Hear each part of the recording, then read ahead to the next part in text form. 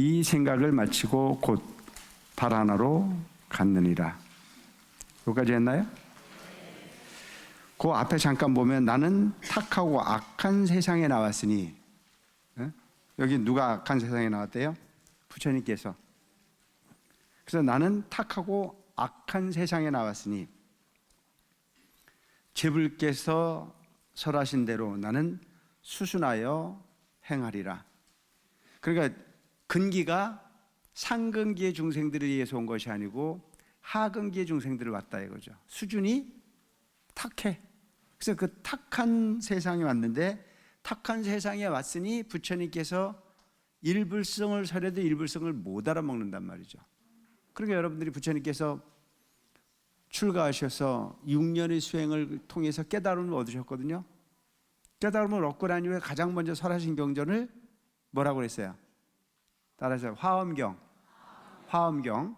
자, 화엄경이라고 하는 경전은 뭘 하는 경전이냐? 바로 부처님이 깨달음의 세계, 부처님께 깨닫고 보니까 있는 그대로의 깨달음의 세계를 얘기하는 거예요. 부처님의 세계예요. 근데 그 부처님의 세계를 이야기해도 못 알아먹었어. 왜? 우리 삶이 탁하니까. 그래서 우리 탁하다라고 얘기하는 이유가 뭘까요? 중생이 중생으로서의 삶의 목표만 있지, 중생으로서의 삶을 뛰어넘는 부분의 삶을 고민하지 않는다는 거죠. 그래서 계속 설명했던 부분이 뭐냐면, 부처님께서 사바세계에 오신 이유는 중생의 삶을 완성시키기 위해서 온 게 아니에요. 그래서 우리가 중생의 삶의 완성이라는 자체는 중생이 살고 있는 부분의 삶의 고통을 뛰어넘는 것 정도만 원하는 거잖아요. 그래서 그 원하는 부분이 즐거움의 낙이란 말이죠. 열반낙. 그래서 니르바나 이상은 원하지를 않는 거예요. 특히 부처님께 깨달음을 얻고 난 이후에 내가 깨닫고 보니까 세상이 이렇게 그 완벽한 세상, 정토의 세상이 있다는 사실을 알려줘도 그 사람들은 원하는 바의 목적을 새로 설정하지 않아. 또 여러분들에게 얘기한다면, 여러분들이 절에 오신 목적이 처음에 오실 때 부처님들 오셨나요? 아니잖아요. 지금 여러분들이 절에 온 것은 뭐 때문에 오신 거예요? 소원 이루러. 그래서 부처님하고 관계가 있는 거예요, 없는 거예요? 없는 거잖아요. 그러니까 이제 와서 이야기하는 부분이 나는 소원을 적은 거 가지러 왔다 이거예요. 근데 적은 거 말고 큰 걸 이야기하니까 큰 걸 이해를 못 하는 거예요. 이렇게 큰 건데 줘도 이해를 못 해. 그럼 이해를 못 하니까 부처님께서 이야기를 해봐도 근기가 안 되는구나. 이게 탁한 세상이에요. 오탁. 중생의 욕구에 충실하지 그 진리에 마음을 내는 존재들이 없었다. 그래서 제불께서는 설하신 대로 나도 수순하여 행하리라. 뭐예요? 근기를 맞춰주겠다. 상대가 원하는 부분의 방향에 맞춰가겠다는 게 수순하여 행한다. 우리가 원하는 바를. 그래서 부처님께서는 그 화엄경을 설하고 난 이후에 화엄경을 알아먹는 존재가 없었기 때문에 그 근기를 찾아 그 근기에 맞는 부분의 상대를 선택해야 되겠다. 그래서 수승해서 행하리라. 내가 내 말을 알아먹을 수 있는 근기를 낮추되 그 알아먹는 대상을 쫓아가야 되겠다. 그래서 그 알아먹는 대상이 누구냐 하면, 이 생각을 마치고 곧 나는 바라나로 갔느니라. 바라나시, 녹야원으로 갔다는 얘기죠. 거기에 누가 있었어요? 오비구가 있었어요. 그 오비구는 어떤 사람들일까요? 어떤 사람들이라고 설명드렸어요?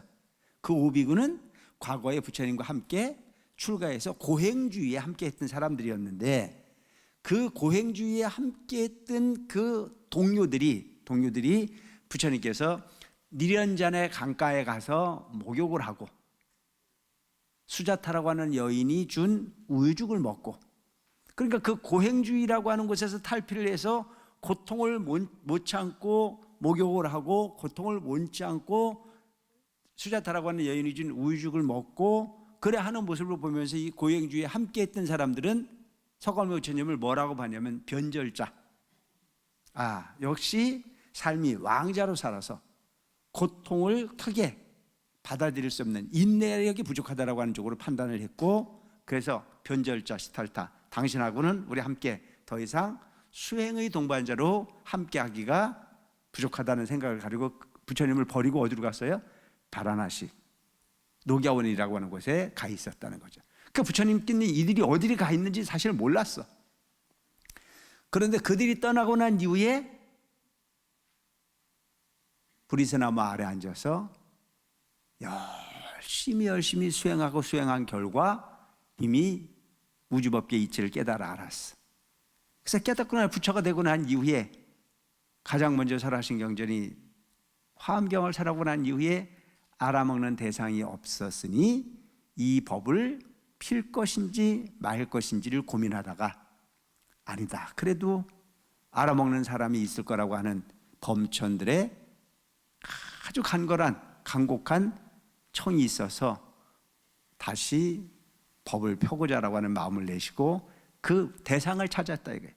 그 대상은 그 오비구가 그래도 이 법을 알아먹기에 가장 적정한 사람일 거다 싶은 생각이 들어서 그 근기를 낮춰서 약 400km 떨어진 380몇 킬로 정도 떨어진 약 400km라고 생각하면 돼요.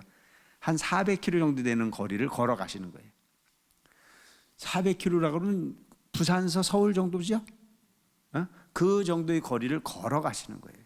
그것도 우리나라처럼 이렇게 좋은 기온이 아니고 열사의 땅, 더운 그 길이 지금이야 뭐 400km라고 하는 게 고속도로로 달려 400km지만 굽이굽이 돌아 400km를 가는 것 자체는 얼마나 큰 그게 역경이었겠습니까? 그걸 보면은 중생이 고통을 부처님은 오르만지기 위해서 자비행을 하셨다는 것을 볼 수가 있잖아요. 얼마만큼 중생을 가엾게 여겼으면 그 멀고 먼 길을 걸어 가르치기 위해서 갔겠죠. 근데 오늘 우리가 흔히 누군가에게 뭘 주기 위해서 가는 마음이 그 정도 되기는 쉽지 않잖아요. 뭘 얻기 위해서 가는 건 가능한 일이에요. 그죠? 뭔 말인지 이해가 안 돼요? 그잖아요. 누군가의 내가 부족한 부분이 있어서 누군가에게 갈구하게 가는 부분은 뭐 400km 아니라 그 이상도 갈 수 있는 부분이지만 나는 아쉬운 게 하나도 없어요. 누구에게인가 진리를 가르치고자 하는 마음으로 내가 오히려 찾아가서 그건 자비가 아니면 안 되는 일이잖아요. 그래서 그 근기를 찾아서 그 먼 길을 가셔서 오비구를 만나. 거기가 어디냐면 바라나시 녹야원이라고 하는 곳이었다. 아마 사슴들이 살았던 모양이에요. 지금도 우리가 그 인도 여행을 가면 바라나시 녹야원이라고 하는 곳에 가면 지금도 뭐 그 성지가 아주 대단히 그렇게 그 많은 사람들이 찾는 그런 공원으로 만들어져 있고 그곳에 가면 잔디마당이 너무너무 많아가지고 그래서 그곳에 사원을 짓고 했던 부분이 그 터가 아직도 많이 크게 남아 있습니다. 그래서 그곳에 가서 오비구를 만나는 거예요. 그래서 교진녀를 비롯한 오비구가 부처님께서 오시는 모습을 보면서 자기들이 또 왕따를 시키는 거예요. 뭐라고 왕따를 시키냐면 야, 저기 변저자 시달타가 온다. 이미 그들은 부처님이 부처가 됐다는 사실을 알았을까요? 몰랐을까요? 몰랐죠. 근데 그때부터 왕따가 생긴 거예요. 쟤하고 놀지 말자 이렇게 됐어요. 그래서 아는 척 하지 말자라고 약속을 해요. 근데 부처님께서 가까이 다가가시니까 법체가 있잖아요. 법력이라는 게 있는 거예요. 기운이라는 게 있는 거예요. 우리는 말을 통해 가지고 의사소통을 해야 옳고 그름을 논하지만 부처님이 이미 깨달음의 당체예요. 그래야 누가 뭘 할 것도 없이 일어나서 부처님을 맞이해요. 부처님께서 이제 설법을 하시죠. 그 설법을 하신 내용이 사제 팔정도다. 그래서 그 사제 팔정도의 기본이 뭐냐면 첫째, 이 세상의 삶은 다 고통으로 이루어져 있다. 이게 이제 세상이에요. 세상의 구조를 진단한 거예요. 그래서 오늘날 우리가 사는 세상은 행복입니까? 고통입니까? 예? 절대의 고통은 아니지만 행복이 섞여 있는 고통이에요. 그죠? 인정하십니까? 그런데 행복이 많아요? 고통이 많아요?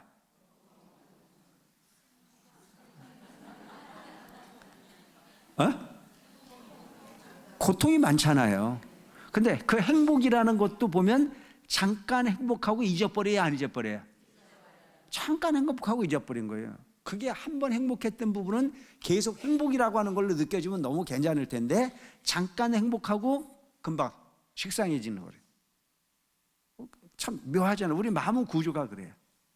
그래서 환경을 아무리 바꾸고 나면 잠시는 괜찮은데 가다 보면 지루해요. 근데 여러 번 설명하잖아요. 너 없으면 죽을 것 같아서 같이 살았더니 조금 살고 나니까 너만 없으면 살 것 같아 라고 변해진다 이거죠. 뭐가 변했다 그랬어요? 마음이 변했어요.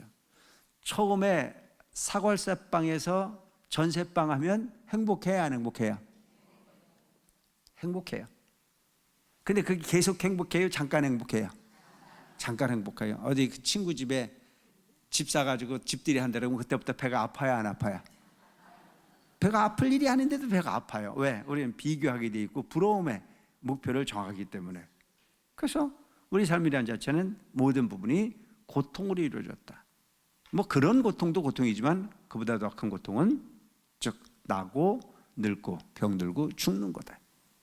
애별리고 사랑하는 사람하고 헤어지는 게 괴로움이다.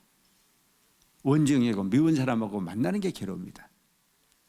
그리고 이런 얘기를 하면은 사랑도 약이 아니고 미움도 약이 아니죠. 그죠? 이 세상의 모든 부분은 다 그렇게 고통으로 일관하게 되어 있어요. 구부도 없고 구하되 구해지지가 않아요. 음성고, 추워 죽고 더워 죽고 다 죽겠어. 그래서 이런 괴로움으로 차 있는 부분이 우리 삶이다. 그럼 이런 삶을 어떻게 해야 되겠느냐? 왜 만들어진 거냐? 탐내고 성내고 어리석음으로 만들어져 있다. 이게 부처님께 설명을 하시는 거예요. 누구에게? 오비구에게. 그래서 그렇다면 탐진 삼독심으로 만들어진 이 괴로움을 없애야 되겠는데 어떻게 하면 없앨 수 있냐? 여러분, 우리가 아프다라고 하는 부분은요, 대단히 축복받은 부분일 수 있어요. 어설프게 행복하면요, 기도를 해야 안 해요? 아니, 어설프게 행복하면 기도해야 안 해요? 안 하잖아요. 뭔가는 그래도 갈구하는 게 있어야 오는 잠 쫓아가면서 내가 기도를 해보지, 내가 갈구하는 게 없는데 기도를 왜 합니까? 그래서 이 세상에 우리가 흔히 보면 가끔 그런 사람을 만나거든요. 기도하세요 이렇게 얘기를 하면 그걸 왜 하는데요? 그럼 그 사람 엄청 커 보여요, 안 커 보여요? 커 보이죠? 불쌍해. 현재 가지고 있는 부분은 그거는 소위 말하는 썩은 동아줄 같은 거예요. 우리가 현재 가지고 있는 부귀영화라는 자체는 썩은 동아줄 같은 부분인데 그걸 믿고 나는 영원할 거라고 착각하는 거가 불쌍하다는 얘기예요. 그러니까 차라리 좀 삶이 좀 척박하지만 그래 인생 살아보니 별거 아니야. 마음을 닦아서 완벽한 미래를 준비해야지라고 하는 목표가 있는 사람들은 조금 괴로워도 그 부분이 가치 있는 부분이에요. 그래서 대주사님께서는 뭐라고 말씀하셨냐면 너희들이 세속적 어떤 대가를 통해서든지 간에 나를 만날 수 있었다면 그 대가보다 이것이 크다 말씀하셨어요. 왜? 진리는 영원한 거니까.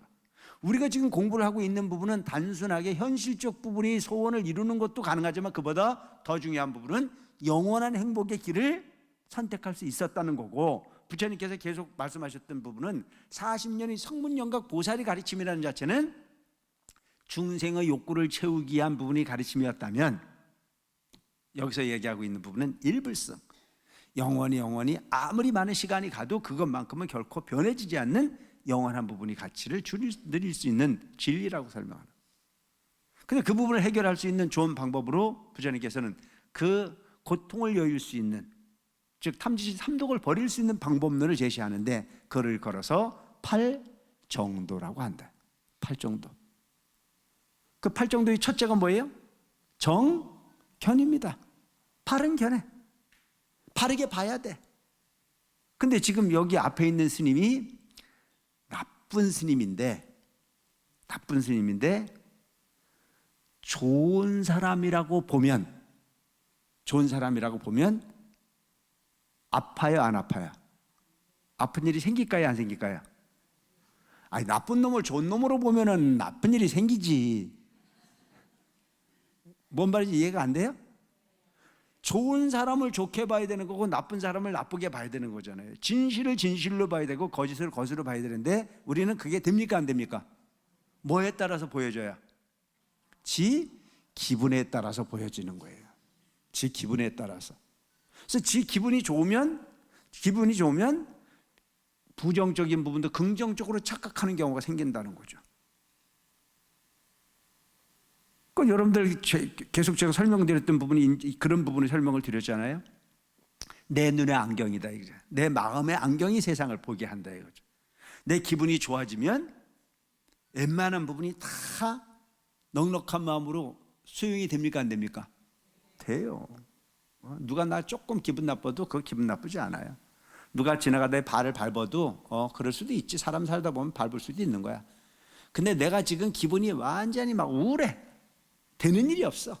짜증이 있는 대로 올라가고 날은 덥고. 그런데 누가 지나가다 내 발을 찔겅 밟아놓고도 미안하다 소리도 안 하고 그냥 가면 폭발을 해야 안 해요? 그러면 그 사람이 문제예요? 내 마음이 문제예요? 아시네요. 이 세상 모든 부분이 되게 보면 그걸 못 살피는 거예요. 그래서 우리는 바깥 경계를 살피지 말고 내 마음의 상태를 먼저 살펴야 되는 부분이 우선이에요. 다 인상을 쓰고 뭐 해봐야 의미가 없는 부분이라 가장 중요한 것은 빨리 내 마음을 빨리 바꿔야 돼. 바꿔서 긍정적인 마음으로 바꿔야 돼. 세상 별거 아닌 거예요. 누가 내 욕을 막 해도 우리는 그 욕 때문에 잠을 못 자는데 그거 3일 넘기기 바빠. 지 것도 이제 뿌리는데 남의 걸 뭘 그렇게 신경 쓰겠어.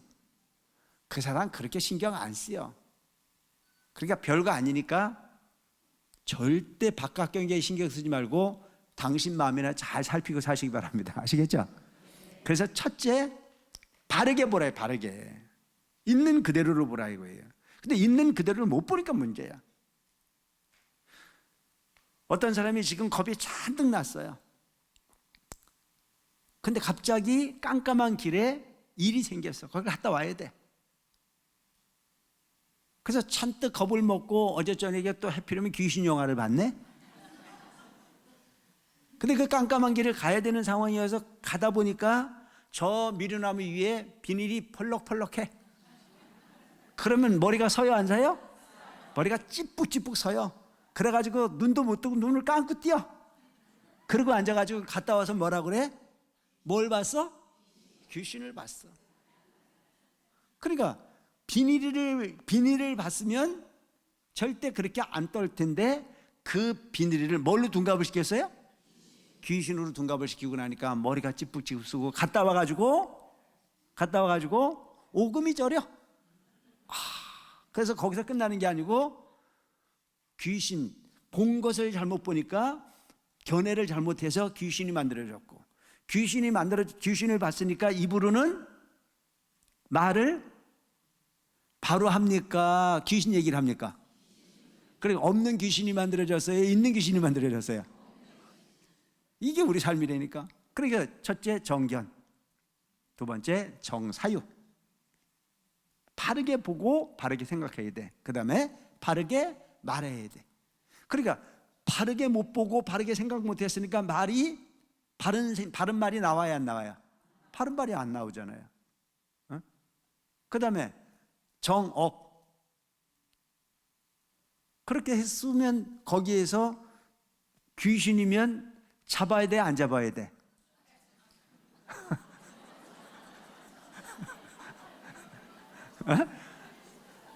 그러니까 이게 묘한 거 하나가 연결되면 계속 꼬리꼬리 생겨가지고, 그러니까 귀신은 나쁜 거예요, 좋은 거예요? 귀신이 뭐라 그랬는데? 그냥 귀신은 귀신 노릇만 했을 뿐이야. 그런데도 불구하고 귀신이 나를 어떻게 했대? 나를 쫓아왔대. 쫓아오긴 바람이 불어서 벌럭거렸을 뿐인데. 그러니까 모든 게 연계가 돼가지고 정업, 즉 업을 짓지 말아야, 살돈망조에 하지 말아야. 정명, 바른 생명을 유지하라. 도둑질해서 먹고 하는 부분이 아닌 내 생명을 유지하는데 바른 생명을 유지하라. 정진, 기도를 하더라도 바르게 노력을 해야 돼. 서로 가고자 하는 사람이 동으로 가면 가는 게 오히려 손해야. 동으로 가고자 하는 사람이 서로 가면 오히려 가는 게 손해일 수 있어. 그래서 정진, 노력을 하되 바른 노력을 해야 돼. 정념, 바르게 기억해야 돼. 근데 처음부터 잘못되어진 부분을 머릿속에 집어넣고 귀신이 아닌 걸 귀신이라고 생각하면 내 머릿속에 뭐가 들어가 앉았어요? 아닌 게 들어가 앉았어요. 청정, 바르게 안정을 해야 된다. 이것이 8정도란 말이죠. 그러니까 그와 같은 부분이 가르침을 딱 부처님께서 설하시고 나니까 그때서 그 오비구가 탁 받아들였어. 뭐예요? 부처님의 말씀을 듣고 말을 듣고 난 이후에 깨달았으니까 그걸 뭐라고 그래? 따라서요. 성문승. 성문승. 듣고 깨달으면 성문승이에요. 그래서 이 오비구가 부처님 말씀을 듣고 바로 아란가를 중득해서 부처님이 제자가 되는 거예요. 여기서 얘기하고 있는 바라나는 자체는 바로 녹야원이라고 하는 부분을 설명하기 위한 부처님께서 사제 8정도를 선한 첫 교단이 만들어지는 부분이 단계를 설명을 하고 계신다. 제법의 정멸상은 말로 펼일 아니로되 방편력으로 다섯 비구 위에 설하나니 이를 이름하여 전 법륜이라 하려니라. 이게 무슨 얘기냐면 오비구를 만나서 방편력으로서 사제 8정도를 설해서 부처님의 진리를 받아들이고 설하고 받아들이는 부분이 만들어지니 부처님은 법을 가졌고 가르침을 전했고 그 부처님의 법을 받아들이는 사람이 있으니 불법승 삼보가 완성이 됐습니까? 안 됐습니까? 그래서 전법륜 첫 번째 부처님이 진리 수레바퀴를 굴렸다. 전법륜. 그리하여 열반과 아라한, 법승 등 차별명이 생겼느니라. 구원급 이래로 열반법을 찬양해 보이되 생사의 고통 영원히 끊는다라고 나는 항상 설하였느니라. 부처님께서는 사바사에 오시면서 중생들에게 가르치는 것이 우리가 이 세상의 삶이 제일 괴로운 게 뭐예요? 아까 얘기했잖아요. 생로병사. 이 중에 최고 괴로운 게 뭐예요? 나고 죽는 거지. 그러니까 제가 항상 얘기했잖아요. 낫다라고 하는 부분은 좋은 거예요, 안 좋은 거예요? 좋은 거예요? 죽어야 되는데? 아니, 낫다라고 하는 부분은 반드시 죽어. 단지 언제 죽느냐가 문제지. 우리는 반드시 왔기 때문에 반드시 죽어요. 그래서 생자필멸이야. 그래서 옛날 원효대사가 그런 얘기를 했대잖아요. 어떤 사람이 죽어가지고 장사를 지내고 애고지고 하고 운이 고걸하고 있으니까 지나가다가 한마디 탁 하셔서 뭐라고? 야 이놈아, 너 올 때 너 갈 줄 알았다. 너 올 때 반드시 가는 게 우리 인생이야. 그 이치를 알고 나면 그렇게 슬플 일이 아니야. 만나고 헤어지고 만나고 헤어짐이 우리가 살아서 만나고 헤어지는 부분이나 그렇게 생사를 달리해서 그렇게 오고 가는 부분이나 다 거기야 영원한 거 없어. 근데 제일 중요한 것은 빨리 죽고 빨리 나는 부분을 반복하는 부분이 괴로움이 큰 거고 생명을 갖고 오고 하는 부분을 더디하면 그 부분 자체의 차원이 다른 부분이다. 그런데 부처님께서는 여기서 뭘 설명하셨냐? 생사의 고통을 끊는다라고 중생들에게 설명을 했다고. 왜? 그래야 관심을 기울이니까. 여러분들이 일단 고통스러운 부분을 그 고통스러운 부분으로부터 자유로울 수 있다고 가르쳐야만 마음을 낼 거 아닙니까? 인정하시죠? 그런데 여기서는 그 생사의 고통을 끊는다라고 하는 부분은 뭐였어요? 방편이었던 방편. 그것만을 통해 가지고 생사의 고통을 끊을 수 있다. 그래서 중생으로부터 관심을 불러 일으키기만 했다. 나는 항상 그렇게 설했다. 사리부라 알지어다. 내가 불자들을 보니 불도를 구하는 한량없는 이가 다 공경하는 마음으로 부처님 처소에 오니 일찍이 제불 따라 방편으로 설하는 법을 듣던 이들이 나는 곧 이러한 생각을 하였느니라. 열애의 출현은 불타지혜를 설하고자 함이니 지금이 바로 그때이니라. 그러니까 모든 사람들은 생사를 얻기 위해서 중생의 고통을 여의기 위해서 그렇게 부처님이 제불의 모든 부분을 듣고 따라하기를 좋아하는데 여기에서 이때 이렇게 근기가 무르겨 있을 때 부처님이 지혜, 불타지혜를 설하고자 함이니 지금이 바로 그때다. 사리부라 알지어다. 근기가 둔하고 지혜가 작은 사람과 상에 집착해 교만한 자는 이 법을 믿지 아니하느니라. 뭐 절에 많이 일찍 왔다고 해가지고 능사는 아니에요. 부처님께서 말씀하고자 하는 이 지금 적은 부분에 원하는 바를 안고 그거에 다라고 생각하고 있는 사람이 있는가 하면 그것이 아니라 일불승에 대한 부분의 설명을 들어도 믿는 사람이 있고 안 믿는 사람이 있어. 믿어야 돼, 안 믿어야 돼요? 알아서 하셔. 그러니까 믿음이라고 하는 부분은 참 중요한 부분인 거예요. 내가 할 수 있다라고 생각해. 지금 여기서 얘기하고 있는 부분이 믿음은 딴 믿음 아니거든요. 대상을 통한 믿음을 요구하는 게 아니고 내 자신이 그러한 존재가 될 수 있는 것을 믿는 것과 내 스스로가 그런 부분이 안 된다라고 포기하는 부분의 차이는 어마어마하게 크잖아요. 그래서 여기서 얘기하는 부분은 무슨 죄를 졌길래 안 믿는다고 지옥을 갑니까? 좀 그렇잖아요, 그죠? 우리가 일반적인 사회적 상식을 놓고 본다면 저도 안 먹는 거는 그냥 그게 죄가 아닌데도 불구하고 그는 불종자를 끊는 게 되고 불성을 믿으면 그 부분은 가장 가치 있는 부분이 복을 누릴 수 있다라고 말하는 이유가 뭘까? 여러분 이게 대단히 중요한 부분이잖아요. 죄는 아니지만 나의 무한한 가능성이 있는 부분인데도 불구하고 그 가능성을 잘라버리면 그래서 영양공급을 받지 않으면 말라 죽어야 안 죽어요? 죽잖아요. 뭐 착하고 안 착하고한 논리가 아니야. 믿고 안 믿는 부분 차이가 이만큼 크다는 거죠. 내가 부처님과 같은 인격이 될 수 있다라고 하는 부분에 믿음을 가지면 노력을 할까요, 안 할까요? 하는 거예요. 근데 내가 아예 나는 날 샜어. 그게 제일 위험한 거잖아요. 뭐 공부 잘할 수도 있고 못할 수도 있고 벌을 받을 수도 있고 뭐 여러 가지가 있을 수 있어요. 그렇지만 죄 안 짓고 사는 사람은 없잖아요. 이제 예를 든다면 이런 거예요. 제가 초발심 자격문 뭐 이렇게 시작할 때 기회를 받는 게 좋다 이렇게 얘기했어요. 그죠? 그러니까 어떤 사람이 나한테 얘기를 하면 뭐라고 얘기하냐면 지키지도 못할 기회를 뭐하러 받습니까? 차라리 안 받고 편안하네요. 이렇게 생각하는 사람이 있어요. 거룩해 보이죠?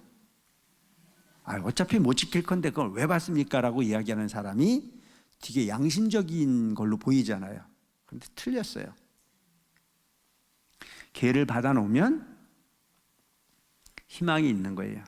설사 잘못하더라도 잘못된 부분에 대해서 자기 반성의 기회를 갖고 다음에는 그 부분을 다시 그렇게 하지 않으려고 하는 마음이 생길까요, 안 생길까요?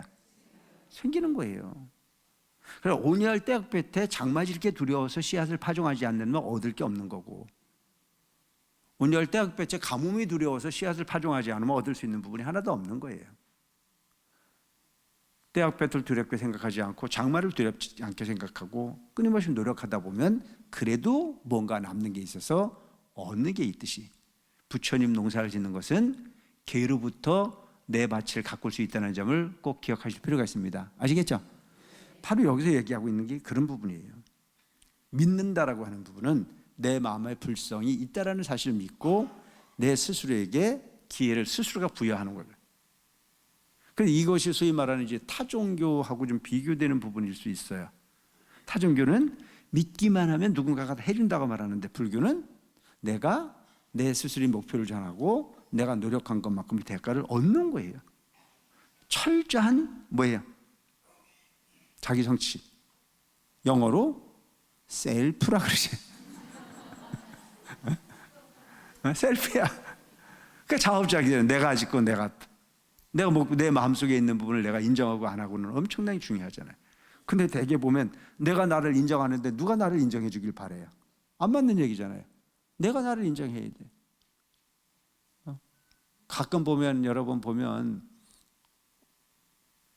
자기 집에 있는 부분은 흉을 보고 돌아가면 나중에 누가 돈 꿔줘야 안 꿔줘야? 내가 약하다고 해가지고 득될 때 아무것도 없어. 여러분들 스스로를 건강하게 꾸려가야 되는 부분이란 말이죠. 나는 지금 기쁘고 두려움이 없어. 여러 보살 가운데 방편을 버리고 곧바로 다만 무상도를 설하노라. 이제는 뭘 설한다는 거예요? 법화경을 설한다는 얘기예요. 지금까지는 부처님께서 출가 이후에 깨달음을 얻으시고 40여 년이라고 하는 긴 시간을 방편을 설하셨다가 이제는 방편을 버리고 곧바로 무상도를 설하노라. 법화경을 설하신다는 말씀이십니다. 보살들은 이 법 듣고 의심금을 버렸으니 1200 아라한도 다 성불하리라. 그러니까 결론은 제일 중요한 게 뭐를 버려야 돼? 의심의 그물을. 의심의 그물을 버리라. 의심이라는 자체가 딴 게 아니잖아요. 나는 될 수 없어라고 하는 마음을 없애라 이거예요. 어찌 내가 감히, 이건 잘못된 얘기야. 너무 우월주의에 빠지는 것도 문제지만 내 스스로를 너무 과소평가하는 부분도 문제일 수 있다. 여러분, 학교를 다니다 보면 공부 잘하는 아이도 있고 공부 못하는 아이도 있을 수 있었어요. 그죠? 근데 세상을 사는 부분은 공부 잘하는 아이만 행복하게 살던가요? 아니잖아요. 공부 못해도요, 다 잘 사는 사람 많아요. 난 세상 사는 건 성적순이 아니더라고 보니까. 선택을 어떻게 하는 애가 중요해. 날 보내니까. 뭐 그 성적순이 그리 중요한 건 아니에요. 문제는 뭐냐면 내가 좋아하는 일을 찾으면 돼요. 그래서 최선을 다하다 보면 답이 나와요. 오늘도 어떤 지방 교육감 나와서 얘기를 하는데 보니까 성적에 매몰이 돼가지고 학교는 포기하고 일시적 부분으로 학교의 어떤 그런 모든 부분을 뛰어넘을 수 있는 것은 검정고시밖에 없다. 그래서 검정고시가 너무 이렇게 활성화되어 가고 있다, 뭐 이런 얘기를 하더라고요. 그런데 이제 나는 생각할 때 배우는 게 꼭 성적표만 가지고 배우는 건 아니잖아요. 그죠? 뭐 학교 가서 맨날 그 친구들한테 왕따다 하고 뭐 그냥 여러 가지 그런 부분인데도 그냥 고민하지 않고 열심히 살아가지고 나중에 사회적인 어떤 그런 부분에 성공을 하는 경우들도 이렇게 많이 봐요. 포기하지 않는 게 성공일 수 있다. 저 그렇게 생각합니다. 제일 어리석은 사람이 포기하는 사람이에요. 그리고 특히 조금 잘못을 저지르면 그 한 번의 잘못이 어떤 그런 그걸 뭐라고 그러나요? 낙인주의가 돼서 헤어날 수 없다는 생각을 하는 사람들도 좀 많은데 그렇지 않다 이거예요. 마음 바꾸면 개과천선할 수 있는 부분이잖아요. 낙인주의라고 하는 부분, 스스로가 주변에서 낙인을 찍는 경우도 있지만 본인 자신이 낙인을 찍어버리는 경우들도 많잖아요. 어리석은 거잖아요. 그러니까 여기서 보면 할 수 있다라고 하는 부분의 가르침. 보살들은 이 법을 듣고 의심을 금을 다 버렸으니 1200 아라한들도 다 성불하리라. 그러니까 여러분, 이제 부처님께서 수기를 주시는 거잖아요. 성불한다고. 그 수기를 줬을 때 기뻐요, 안 기뻐요? 기쁜 거예요. 너는 할 수 있어라고 말했을 때. 그러니까 우리 이 법화경이 참 좋은 게 뭐냐면 앞에서도 계속 개의성불도를 설명했잖아요. 적으면 적은 대로 크면 큰 대로 부처님 법 만난 거에 의심하지 않고 마음을 내면 그것만으로도 이미 성불의 시작이라 이거. 그래서 제일 중요한 부분은 성불을 할 수 있다라고 하는 부분이 믿음을 갖고 살면 우리는 더 성실하게 노력할 필요가 있죠. 그리고 여러분들이 절에 오셔서도 성불을 전제하면 착해야 된대요, 안 착해야 된대요? 착한 일을 찾아서 해야 안 해요? 근데 나는 배렸어. 난 날 샜대. 왜? 부처님이 너는 그냥 아니라고 낙인을 찍어버리면 그 사람은 스스로가 지옥구덩이에 빠지는 거잖아요. 그래서 생각 하나가 그만큼 중요한 부분이다. 3세의 모든 부처님께서 설하시는 의식대로 나도 지금 이와 같아 무분별법을 설하노라. 무분별법이라는 자체는 뭐예요? 차별이 없는 것. 성문영각 보살에서는 뭐가 그 단계가 다 나눠졌지만 여기서 무분별법, 일불승만 있다는 얘기예요. 모든 부분은 다 일불승이라고 하는 하나를 통해서 왔는데 그 하나를 못 받아들이니까 단계를 나눠가지고 분별을 해서 설했지만 이제는 그럴 필요가 없어. 다 마음이 있는 모든 존재는 성불을 할 수 있다라고 하는 만평등, 차별이 없는 법. 일불승에는 차별이 없어요. 그래서 일불승, 부처님께서 그 불성을 이야기할 때 누구만 불성이 있다고 얘기를 안 했어요. 뭐라고 그랬어요? 일체 중생 시류 불성이라. 그럼 중생이라고 하는 부분이 지금 중생이라고 하는 부분이 사람이잖아요. 사람 이전에 곤충도 지옥 악의 축생수라 성문양각 모든 부분이 육두윤회의 중생이 다 중생이에요. 그러면 여러분 그런 중생이 모두가 다 무분별법으로 성불을 할 수 있는 부분이 성불의 씨앗을 가지고 있다고 본다면 여러분들은 그 중에서도 우등생입니까? 열등생입니까? 아시네? 참 대단한 거잖아요. 그러니까 우리가 인간이라고 하는 부분이 한 몸을 가지고 오는 부분이 결코 쉽지 않아요. 백천만겁 난조라, 백천만겁 난조. 백천만겁을 다 하더라도 인간이라고 하는 이 모습을 갖고 오는 것 자체가 결코 쉽지가 아니다. 그러니까 부처님 법을 만나는 것은 맹구 우목이다. 맹구 우목. 저 태평양 같이 넓은 바다에 널빤지가 하나 있는데 그 널빤지에 구멍이 이렇게 뚫려 있어요. 그래서 거북이가 올라오면 그 거북이 목이 쏙 들어갈 만큼 그런 구멍이 뚫린 널빤지가 있어. 그런데 100년에 한 번씩 숨을 쉬러 올라오는 그 거북이가 그 바닷속에 살다가 그 태평양 같이 넓은 바다에 살다가 숨을 쉬려고 딱 올라왔는데 그냥 바다 이 표면으로 숨을 쉬러 온 게 아니고 그 널빤지로 고개를 쏙 내밀 수 있는 확률에 의해서 우리가 태웠대요. 다행이죠? 휴소리가 저절로 나오지 않아요? 이렇게 대단한 부분이 확률로 인간을 태워왔고 그런 확률로 부처님 법을 만났다. 요때 기도 안 하면 언제 할래요? 이때 공부 안 하려면 언제 할래요? 이때 공부를 해야 되는 게 맞잖아요. 그런 기회가 흔치 않아. 근데 이 좋은 기회를 공부하는 기회로 활용을 하는 부분이 아니고 뺀 감정 낭비하고 시간 낭비한단 말이죠. 누굴 미워하고 누굴 이뻐할 새가 어디 있어 지금. 내 마음이 청정하게 비워지기도 바쁜데 아시겠죠? 내 거 아닌 걸 탐낼 필요도 없고 내 거 아닌 것을 가지려고 애쓸 필요도 없고 누군가에게 뭔가 소위 그 기회를 착취하려고 애쓸 필요도 없는 부분이고 감정 낭비할 새가 없어. 오직 내 마음을 부처님처럼 만들어가기 위해서 애쓰는 노력에는 아무것도 가치가 없어. 그래서 이렇게 부처님이 무분별법을 설할 수 있는 이 기회를 만나는 것 자체가 쉽지가 않아. 이 법화경을 아무나 공부하는 거 아니잖아요. 제불께서 세상에 나오심이 멀고 멀어 만나 뵙기 어려우니라 나오잖아요. 세상에 출현하셨을지라도 이 법을 설하기 어렵고 부처님께서도 이 법을 설하기가 어려워. 왜? 부처님께서 49년 설법을 하는 중에 40년을 뭐를 했어요? 분별법을 설했잖아요. 성문영각 보살을 방편으로 설했는데 이제서 무분별법을 설하는 부분은 이제서 설하는 거죠. 40년 이후에 법화경 8년 부분을 이제 설하기 시작한다 이거죠. 그러니까 부처님께서 사바세계 오셔도 항상 이렇게 무분별법을 설할 수 있는 기회를 갖지 못해. 그러면 여러분 생각해 보세요. 부처님께서 49년을 설명을 하시는데 설법을 하시는 동안에 40년을 분별법을 설했어요. 그리고 요 법화열반의 8년 기간만 무분별법을 설한다 이거죠.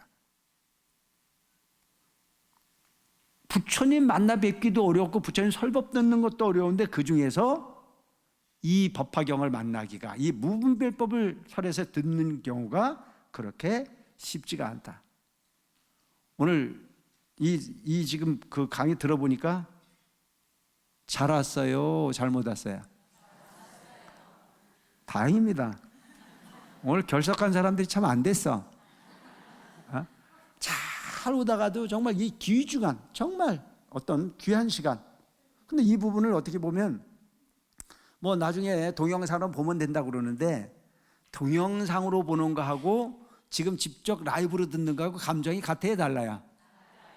알아서 하셔.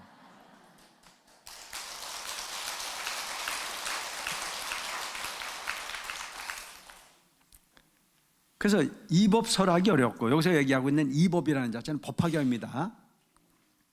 한량 없고 수 없는 겁에 이 법을 듣기도 어려우며 능히 이 법을 듣고 닦아 들어가기 어려우니라. 법화경을 듣는 것도 어렵고 법화경이 어떤 뜻인지 이해하는 것도 어렵고 법화경을 들었으니 이제 뭘 어떻게 해야 되겠다라고 하는 목표가 정해졌어요? 안 정해졌어요? 어떤 목표가 어떻게 정해지든가요? 잘 살아야 되겠다, 그죠? 아니, 성불을 하려고 목표를 정했으면 이제부터 정신을 좀 바짝 차려야 되겠다는 생각이 들어야 안 들어요? 계속 처음에 제가 여러분들에게 설명을 할 때 너무 긴장하지 마세요. 몰라도 괜찮아요. 그냥 콩나물 시리에 물 퍼부으면요 남는 거 있으니까 신경 쓰지 마세요. 이제 이렇게 설명을 했으니까 편하긴 하죠. 편하긴 한데 듣고 보니까 이왕이면 잘해야 될까요? 대강 해야 될까요? 내가 아는 법인 내에선 최선을 다하려고 애를 써야 되겠죠. 그게 뭔가 좀 자기에 대한 비전이고 발전일 수 있는 부분이 기폭제가 될 수 있는 거지. 들었는데도 그냥 부처하고 나하고 아무 관련이 없고 들었는데도 미래가 없고 희망이 없다면 그거는 가치가 없는 거잖아요. 내가 이런 좋은 법을 만났으니 지금부터는 계율을 완벽하게 지키려고 애를 쓰자 이거예요. 애를 쓰는 가운데 안 되는 부분은 어떻게 하면 돼요? 참회하면 되는 거예요. 참회하면. 근데 문제는 의도적으로 나는 날 샜다 이거예요. 그럼 의미가 없는 거잖아요.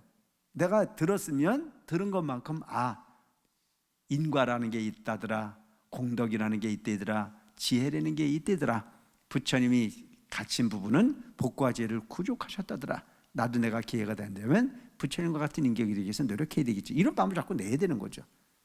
그래서 부처님이 그 자탁하라고 하는 경전을 보면 그런 내용이 많이 나오거든요. 부처님이 억겁다생의 인과에 대한 부분을 쭉 설명을 하세요. 때로는 앵무새로 되기도 하고 곤충으로 되기도 하고 모든 부분을 다 경험하시거든요.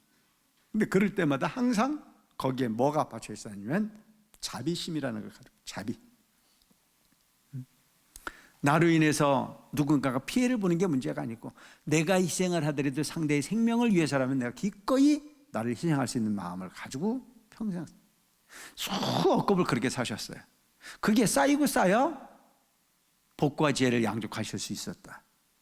그건 오늘 우리가 흔히 보면 먼 곳이 아닌 가까운 곳에서도 충분히 실행할 수 있는 부분들이 많거든요. 그래서 제가 그 부분이 자비심이라는 자체는 항상 어디서 나오느냐? 하심에서 나온다. 내 마음을 낮춰라. 그리고 상대방을 존중하려고 애를 써라. 내 뜻을 주장하려고 애쓰지 말고 상대방의 어떤 그런 기분을 살피려고 애써라. 상대방의 의견을 들으려고 애써라. 상대방의 의견을 잘 듣는 사람이 나쁜 사람이에요? 네? 똑같은 일을 하는데도 상대방의 일을 살펴서 하는 사람이면 그 사람은 좋은 사람이에요. 근데 본인이 뭔가를 잘 안다라고 하는 이유 하나만으로 누군가를 끊임없이 비판만 하는 사람은 좋다라고 하는 느낌을 받아요, 못 받아요? 못 받아요. 그러니까 여러분 절에서 하는 일은 일을 목적으로 하는 게 아닙니다.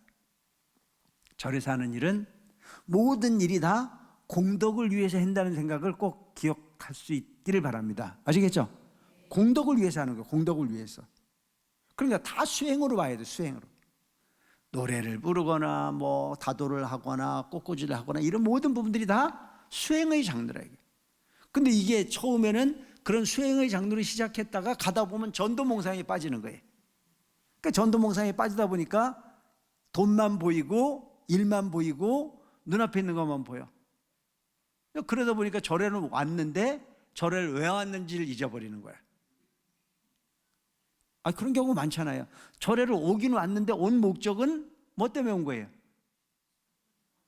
부처님 공부하러 온 거잖아요. 소원을 이루기 위해서 오든 성부를 위해서 오든 뭘 위해서 오든 간에 어쨌든 목적은 부처님의 가르침을 통해서 내 원하는 바를 이루기 위함인데 절에 와가지고 부처님 볶는 거 잊어버려 안 잊어버려? 잊어버려. 내가 잘 보거든요. 오면 법당 갈 생각도 안 하고 그런 사람도 많아. 내가 누구라고 말은 안 하지만. 그러니까 이게 전도몽상이에요. 전도몽상. 내가 절에 왔으면 부처님 뵙는 게 우선이잖아요. 그리고 그 부처님의 뜻에 따른 일로 실행을 해야 그게 가치가 있는 일인데 그 전도봉사에 빠지는 거예요. 장애를 가게 갔는데 장애를 왜 갔는지 모르는 거라.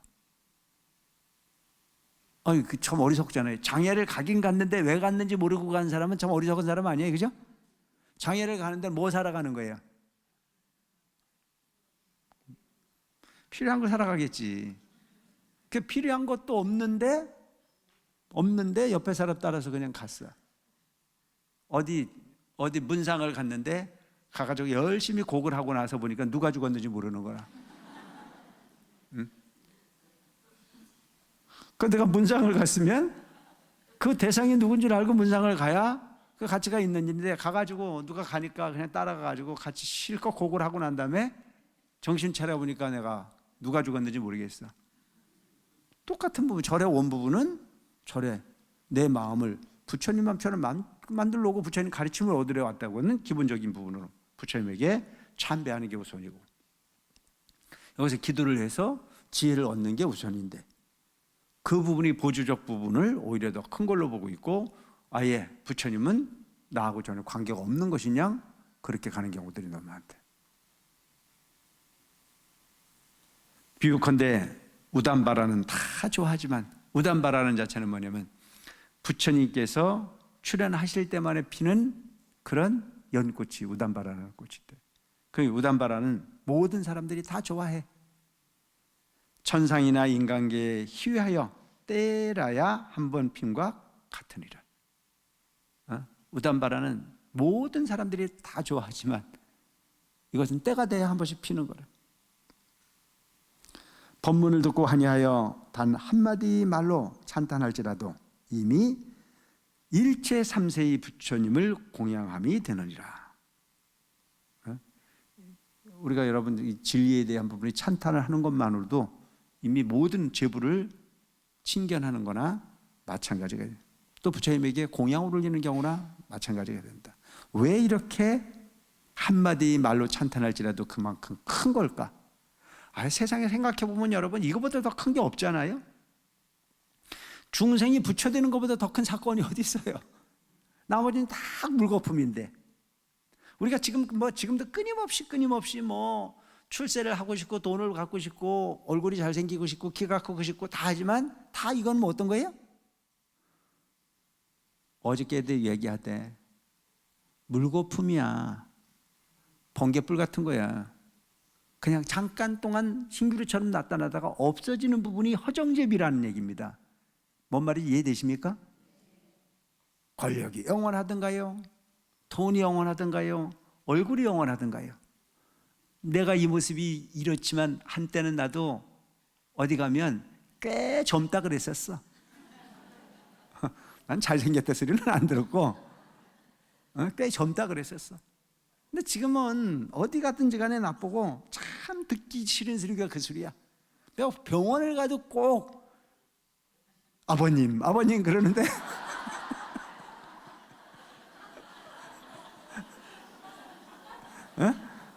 아니, 듣는 아버님 기분 나빠? 웬만하면 다 아버님이래. 근데 그는 나한테 최고의 극진종을 하느냐고 하는 건데 그런데 그런 얘기 들을 때마다 인생이 무상해. 참 세월이 이렇게 많이 갔구나. 그게 세상이에요. 나하고 전혀 아버님하고는 거리가 먼 줄 알았거든. 근데 다 아버님이래. 저 유치원에 우리 아이들도 가보면요, 꼭 날 보면 저 할아버지하고 비교를 해. 그러니까 이게 세상이란 말이죠. 그러니까 여기에서 우리가 얻어야 될 부분이 뭐냐면, 단 한마디라고 하더라도 진리, 어떤 그런 법화의 어떤 그런 핵심을 긍정한다면 그것은 어마어마한 가치가 되는 부분이에요. 나머지 부분은 다 아무리 기분 좋은 일을 얘기해도 그 물거품이야. 뭐 나쁘고 아저씨라 한들 할아버지가 바뀌겠어요? 이래도 저래도 이미 계급장은 그런 계급장으로 가고 있는 게 현실이야. 내가 요즘에 이렇게 늙어서는 안 되겠다 싶어가지고 막 찍어 발라. 에? 근데 이미 필요했는데 그 선크림 바른다고 되겠냐고. 그래서 내가 전반에도 보니까 하도 얼굴이 칙칙하게 나오길래 선크림을 지가 바르려고 나왔는데도 안 돼. 아니, 바르고 나와서 조금 낫게 보여도 그게 그거지. 뭐 다를 게 있겠냐는 거죠. 그래서 법문을 듣고 하냐하여 단 한마디 말로 찬탄할지라도 이미 3세의 부처님을 공양함이 되느니라. 여러분, 이게 얼마나 중요한 얘기예요, 그죠? 한마디 언어라는 자체가 이만큼 불성에 대한 부분을 긍정적으로 있는 어떤 그런 표현을 했고, 지혜에 대한 부분을 찬탄하면 그것이 공덕이 된다. 이러한 사람은 심히 희유하여 우담바라보다 더 낫느니라. 이제 방법을 얻었죠? 누구한테든지 간에 이야기하세요. 법화경 공부하러 가자고. 이런 기회를 얻는 것 자체가 쉽지가 않다고. 그에게 한마디를 들려주더라도 그것은 어떻게 보면 사회적인, 우리가 지금 그 이야기하고 있는 물질적 부분이나 어떤 그 환경적 부분에 최상을 주는 것보다도 더 큰 선물이 될 수 있는 부분이잖아요. 이걸 우리가 아낄 필요가 없는 거예요. 너희는 의욕하지 마라. 이 몸이 모든 법왕되어 널리 대중에게 고하노니 오직 이 일승도로 모든 보살을 가르쳤으니 이제는 성문 제자는 없느니라. 이제는 방편을 설하는 부분이 제자는 없다 이게. 오직 뭐만 있어요? 일불승만 있다. 일불. 너희 사리불과 성문 보살들은 알지어다. 이 묘법은 모든 부처님이 비밀스러운 가르침이니라. 모든 부처님들이 가장 귀하게 여기는 법이다. 오타각세에는 이 모든 욕망에 잠겨 즐길세. 이러한 중생 끝내 불도를 구하지 아니하느니라. 여러분, 사실은 보면은 세상이 참 편리해지는데도 불구하고 너무 진리라고 말하는 게 많잖아요, 그죠? 그래요, 안 그래요? 너무 진리라는 게 많아요. 믿을 수가 없는 짓들을 너무 많이 하고 가는 게 현실이라 이거죠. 부처님은 이 오타각세에는 모든 사람들이 욕망에 잠겨서 즐긴다는 거죠.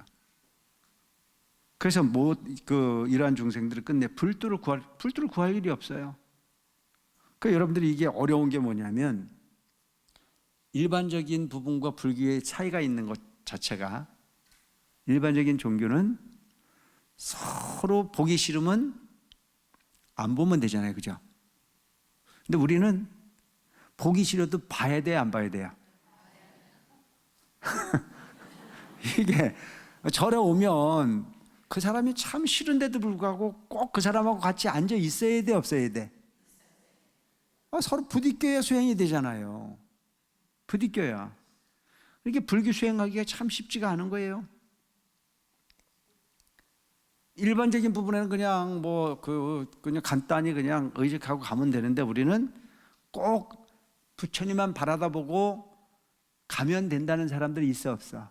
가끔 보면 아주 야근 척 하는 사람 많아. 절에 아무도 만나지 말고 그냥 아는 사람도 만나지 말고 그냥 부처님만 뵙고 오면 되지. 그리고 또 하는 얘기가 아주 거룩한 말을 해. 부처님 보고 가면 되지. 나머지는 뭔 필요가 있어. 부처님이 앞에 계시는 분만 부처님이 아니고 모두가 다 부처님이라는 걸 아시기 바랍니다. 아시겠죠? 그래서 좋은 부처, 나쁜 부처 다 받아들여야 그게 진정한 수행일 수 있어요. 그래서 나쁜 건 없어야 돼. 나쁜 건 아예 없다고 생각하고 다 나빠도 좋게 만드시기 바랍니다. 아시겠죠? 그렇게 만들어 가는 게 수행이야. 그렇게 만들어 가는 게. 내 입에 맞는 떡은 없어. 우리가 사는 이 세계가 이미 지금 정토가 아니야. 여기서 정토를 가는 부분에 그 인고의 터널을 빠져나가지 않으면 우리 항상 여기에 머무를 수밖에 없다는 거죠. 그거 하는 것 자체, 인욕이라고 하는 부분 반드시. 인욕을 하지 않으면 얻을 수 있는 부분이 없어. 그러니까 인욕을 하는 가장 좋은 방법은 뭐냐면, 하심을 하면 인욕은 저절로 됩니다. 인정하십니까? 내 마음을 하심을 하면 인욕은 저절로 되는 거예요. 근데 내 마음을 자존심 팍팍 세워놓고 가다 보면 매사 다 걸리잖아요. 그래서 자존심 세워가지고 가다 보면 이것도 재수 없고 저것도 재수 없고 심지어는 주지도 재수 없어. 그러니까 얼마나 괴로운 인생이 그 사람이. 아니 절에 와가지고 맨날 법문 들으러 오고 맨날 의식해야 되고 맨날 하는 게 스님이 맨날 해야 되는 부분인데 그게 재수 없는데 뭘 얻을 수 있겠어요. 그러니까 그냥 원래 안 되는 거라면, 그렇다고 해가지고 뭐 내가 재수 없다고 해가지고 그 바꿔달라 할 수도 없잖아. 에? 지는 안 좋아해도 좋아하는 사람들이 꽤 있어 없어? 그러니까 그러려면 어떻게 해야 돼?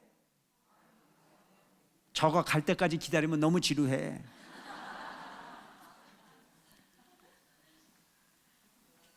그러니까 그냥 생각을 바꿔. 그게 답이야. 내 생각을 바꾸는 게 가장 큰 답이야. 그 생각 바꾸는 일을 자꾸 하는 것 자체가 그게 수행입니다. 이해되십니까? 그게 수행이에요. 그래야 얻을 게 있어요. 그러니까 이 불교는 부처님께서 화합중이라, 화합중. 무리를 지어서 내가 그 무리에 소통을 하는 부분에 문제가 없는 부분이 돼야 거기서부터 공부가 되지, 그거 뛰어넘고 되는 일은 하나도 없어. 그리고 여러분 도반을 잘 정해야 돼. 도반을. 그 앉으면 남 욕하는 사람 가까이 해봐야 맨날 시끄러워. 그리고 여러분 지금부터 색깔을 분명히 해. 아닌 건 아니라고 말할 줄 아는 사람이 지혜로운 사람이에요. 근데 내가 그랬잖아요. 여기 주지로 처음 오면서 한 얘기가 그 얘기잖아요. 귓속말 하지 않는 우리 대성사 좀 만들자. 그래서 누군가가 귓속말을 하려고 하거든. 그 사람 입을 막아라. 뭐라게 입을 막아라. 나는 약한 사람이다. 약한 나를 가지고 시험에 들게 하지 마라. 나는 당신이 그 얘기를 해도 지킬 수 있는 부분이 힘이 부족하니 차라리 안 들은 걸로 할래. 이렇게 하라고 내가 얘기했어요. 기억나세요? 근데 요즘에도 보면은 누가 얘기를 하면은 더 좀 하라고 난리야. 좀 해보라고. 아무 의미 없는 일들이야. 그래서 내 입에 맞는 떡은 없어. 오는 세상의 악인은 부처님께서 설하시는 일승법을 들을지라도 미혹해서 듣지 않고 받아들이지 않아 법을 깨고 악도에 떨어지느니라. 부처님께서 말씀을 하시는데도 안 믿어. 그건 악도에 떨어지는 거예요. 그 악도에 떨어진다는 데는 우리가 이 불교를 잘 해석해야 되는 게, 어떤 부분은 누군가가 잡아간다고 생각하잖아요. 불교는 잡아가는 종교 아니에요. 안 잡아가. 본인이 찾아가. 에? 나는 가끔 보면은 우리 보살님들이 손자들 절에 데려와갖고 막 법당에 뛰고 그러면 막 기절을 해. 부처님한테 벌 받는다고. 부처님 절대 법 안 줘. 절대 벌 안 줘요. 본인이 선택해 가는 길을 잘못 볼 부분이지, 절대 있는 그대로의 세상이지 가는 놈을 잡아다가 얽어놓고 이러지 않아. 그러니까 절대 손자가 와서 절에 뛰더라도 벌 받는다는 얘기는 하지 마세요. 아시겠죠? 그리고 또 제일 웃기는 게 뭐냐면 부처님이 이놈 한대.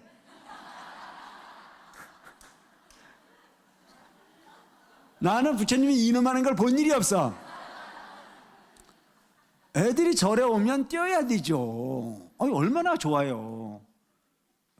우리 요즘 우리 그 리트라치 같은 이런 부분에 애들이 와서 막 그걸 하는 거 보면은 막 생동감이 있고 좋지 않습니까? 그렇게 해서 애들이 절을 친숙하게 여겨야죠. 그래서 바깥에 엄마한테 혼났던 것도 절에 오면 뭐가 돼야 돼? 다 용서가 돼줘야 돼. 그래, 절에 갔다 오면 기분 좋은 일을 자꾸 만드시기 바랍니다. 아시겠죠? 청소년 때 절에 열심히 다녔던 애들이 나중에 성장하고 절에 안 오는 이유가 뭔지 아세요?